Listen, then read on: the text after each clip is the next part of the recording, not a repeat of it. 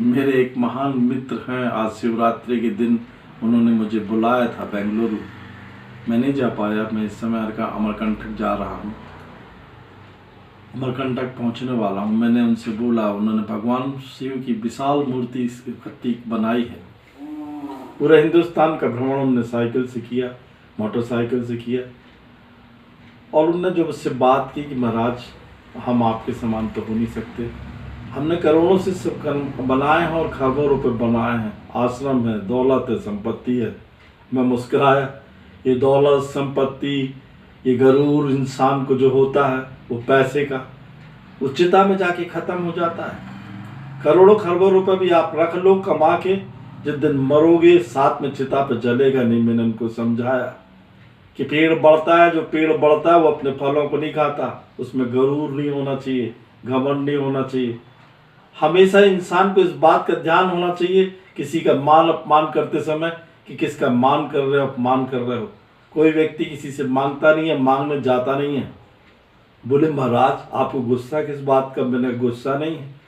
आपने करोड़ों लोगों को इकट्ठा करके जो शिव तांडव किया, शिव रात जागृति की बात की, हम तो अकेले हैं, अकेले आए थे, अकेले जाना है ना। हमने शमशान पे आश्रम बनाए, हमारे महाराज ने तो बनाया। बनारस में कीनाराम संप्रदाय में जाके देख लो, भगवान श्री राम ने 172 आश्रम बनाए और उनके कोई भी आश्रम में अपनी ज़िंदगी गुजार सकता था, पर मैंने ऐसा नहीं किया। मैं कहीं स्थिर नहीं रहता, 1-2-4 दिन कहीं रहा, फिर कहीं चला गया। मैं खोजता हूँ उस अंतर आत्मा को, शुद्ध आत्मा को, जो भगवान दादा भगवान श्री राम ने मुझसे बताई।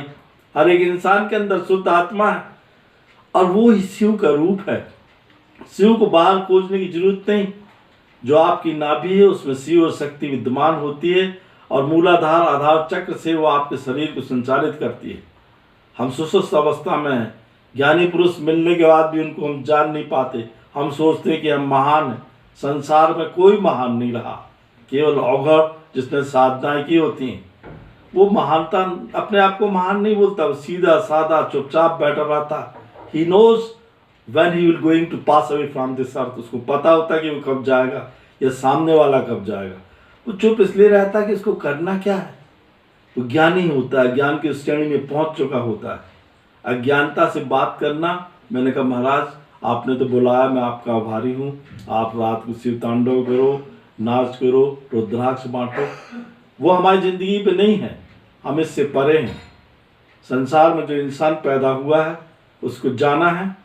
ये बात यदि वो हमेशा जानता है तो संसार में उस सदगति को प्राप्त करता है जिसके लिए वो पैदा हुआ रहता है। आज शिवरात्रि के दिन उन्होंने मुझे याद किया, मैंने उनको आशीर्वाद दिया।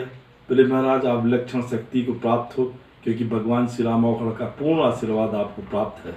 मैंने कहा वही नहीं, मेरे 5 गुरु का आशीर्वाद प्राप्त है। एक गुरु अभी भी अलाइव हैं और वो मेरे साथ हमेशा चलते हैं आदर्श रूप में। लोग समझ नहीं पाते। मुझे चाहिए क्या संसार से? संसार ने मुझे जहाँ तक पहुँचाना था, जहाँ तक मैं पहुँच गया हूँ, उसके आगे कोई अभिलाषा नहीं है। मोक्ष उसी को मिल सकता है जो परम आनंद को प्राप्त करते हुए दुख और सुख से परे हो। जय माँ।